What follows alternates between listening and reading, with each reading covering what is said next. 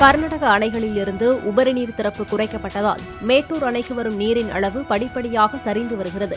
நேற்று வினாடிக்கு 6598 கன அடியாக இருந்த நீர்வரத்து இன்று 4284 கன அடியாக குறைந்தது. காவிரி டெல்டா பாசனத்திற்காக வினாடிக்கு 12000 கன அடி நீரும், கிழக்கு மேற்கு கால்வாய் பாசனத்திற்கு வினாடிக்கு 700 கன அடி நீரும் திறக்கப்படுகிறது. அணைக்கு வரும் நீரின் அளவை விட பாசனத்திற்கு திறக்கப்படும் நீரின் அளவு அதிகமாக இருப்பதால் அணையின் நீர்மட்டமும் குறைந்து வருகிறது.